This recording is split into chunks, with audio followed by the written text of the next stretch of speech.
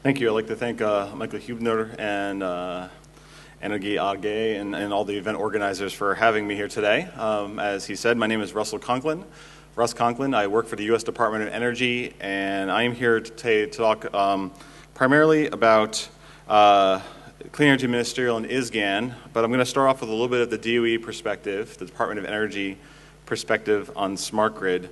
And I probably won't have much time to get into the fourth aspect here on DOE activities and tools specifically, but hopefully they'll distribute the presentation, and so that's why I included the slides there. You've seen this earlier today, so I'm not going to go through it again, but as we said, it's a national priority in the United States to develop and deploy smart grids. You saw all those quotes earlier, and I think Guido even referred to the fact that the National Academy of Engineering in the United States called electrification the greatest single engineering achievement of the 20th century. We're not starting from a dumb grid, as some might claim. The grid already has a lot of intelligence. But to meet the energy challenges of the 21st century and create a 21st century economy, we need a 21st century electric grid. And what I mean by that is, in the 20th century, production largely followed demand. It was unidirectional. All of you know all this already. This is nothing new. Blind to distribution and demand. So really, what we're talking about is creating an information-rich grid environment with ubiquitous storage, automated operations, really highly differentiated energy services. Not every end user needs the same type of power quality or the same type of power reliability, and more of a distributed design and operation. Our friend from the IEA, covered these 7 core characteristics in a different way, but DOE identifies, and the United States government identifies 7 core smart grid characteristics. Customer participation, informed participation by all consumers. Of course, for renewables, integration of all generation and storage options. The goal is for the grid to be neutral to generation, so no matter what technologies you want to, generation technologies that you want to add to the grid, you can, whether they're known technologies like wind or solar, or whether there may be new technologies that we haven't even thought of yet. We want to make sure that the grid is resilient enough to handle that. Asset optimization is a key core concern of utilities, of course, and making sure that's resilient against disasters and attacks, both man-made and natural. Guido referred to the 2003 blackout in the United States, which started with 55 million consumers that were taken off the grid because of a tree branch falling on a line in Ohio. Something so small could create such a big cascading failure, and we're trying to prevent that from ever happening again. Another way of thinking about smart grid, though, is this. It's a new slide that comes from our friends in the Office of Electricity, is to really think about mapping of your assets, your components, and the applications in the technology areas. And in this slide, we have on the bottom axis both kind of your primary assets, your traditional grid assets, and your grid uses, and then the enabling assets, which gets you much more into the realm of ICT and smart grid.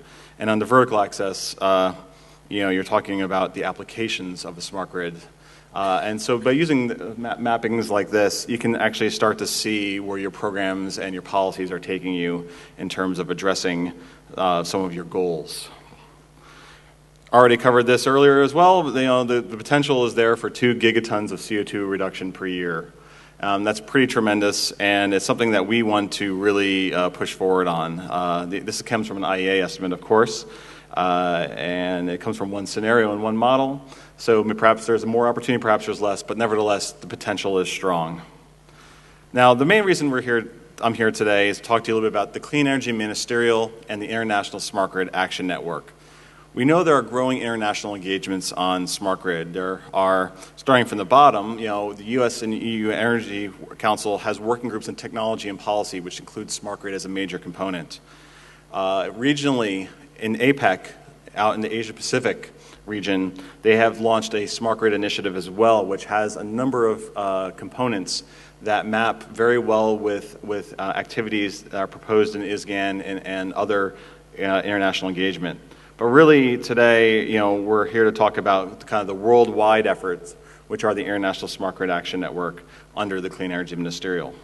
The path to what the Clean Energy Ministerial, and then we'll describe a little bit what the Clean Energy Ministerial is.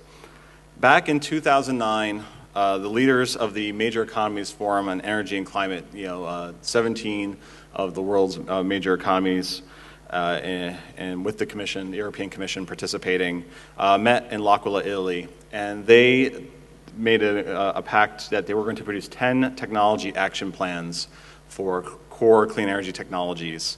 There was distributed leadership of these development of these plans, and in Italy and Korea led development of a technology action plan on smart grids. This plan, all plans were released at the Copenhagen Climate Conference in December of 2009, and each of them featured a menu of options to accelerate deployment. A core recommendation of the Smart Grids Technology Action Plan was the creation of a multilateral working group on smart grids. Now, these plans came out, and the question was raised, what next? Where do we go from here? A proposal was put forward to Secretary Chu, the U.S. Secretary of Energy in the United States, to host a clean energy ministerial that year. And his response was, sounds like a good idea, but I'll only do it if it actually is going to make real progress. He is not, Secretary Chu is a Nobel Prize winning physicist. He is a scientist. He is you might call him, I'm not sure if the word translates, a nerd, but he is but because of that, he actually cares about making real progress and not just sitting around a table and talking. So we were able to come up with a good plan, I think, and we hosted in the United States the first Clean Energy Ministerial last July. At this ministerial, we had energy ministers from 23 countries and the European Commission with the goal of policy and program collaboration. Really, the goal is action. We want to use this annual gathering of the energy ministers to drive initiatives that actually have an impact out in the real world. Because of that, we use a distributed leadership model. No one country can take on all the clean energy technologies by themselves. To date, in ISGAN, we've had the United States, Korea, and Italy leading, but we fully expect that within ISGAN and the ISGAN projects that we will have other countries take the lead on areas of their particular interest or expertise. The initiatives are really the deliverables of the Clean Energy Ministerial, and there's really no expectation that every country in the Clean Energy Ministerial participates in every action. And what makes this really different from a lot of other international engagement is that, to date, there's been a general consensus not to pursue a communique or other negotiated text. The ministerials are not about them arguing over bracketed text. It's really about talking about what can we do together to push forward on these technologies. The first SEM took place in July last year in Washington. The most recent one took place in April in Abu Dhabi. And the third, fourth, and fifth Clean Energy Ministerials have been announced already. They're going to take place in the UK, India, and Korea, respectively.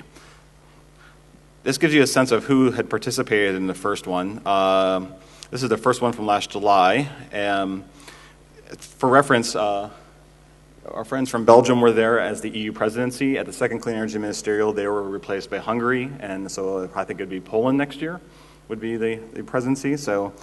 But here are the countries, and taken all together, these countries represent 70% of global GDP and more than 80% of global greenhouse gas emissions. So these are some of the heavy hitters in terms of these areas. At the first one, there were 11 initiatives launched, among which you can see in the second row there in the blue, the International Smart Grid Action Network. But there were also initiatives launched on appliance efficiency and creating incentives for that, on continuous improvement in industrial efficiency, that's global superior energy performance, electric vehicles, bioenergy, and the leadership of all of these is distributed among the countries participating in the Clean Energy Ministerial. We've put since the United States had major roles in many of the efficiency-related ones, we put those together into what we call the Global Energy Efficiency Challenge, or GEEC for short. And recognizing fully that International Smart Grid Action Network goes beyond efficiency, but we also has a major efficiency component. So brings us to ISGAN. So what is ISGAN, so to speak? We've heard a lot of people mention it today. Ultimately, ISGAN is supposed to be really a mechanism to bring high-level government attention and action to accelerate the development and deployment of smarter electricity grids around the world. How are we going to do that? Like many international activities, it's going to facilitate dynamic knowledge sharing, technical assistance, peer review, project coordination where it's appropriate. We want to really sponsor activities that really target those knowledge gaps that will help governments make intelligent decisions to really create better markets, better policies, better regulation for these technologies to thrive. Now, there's been a tremendous amount of investments that have been made in smart grid in the last few years, mostly in the United States.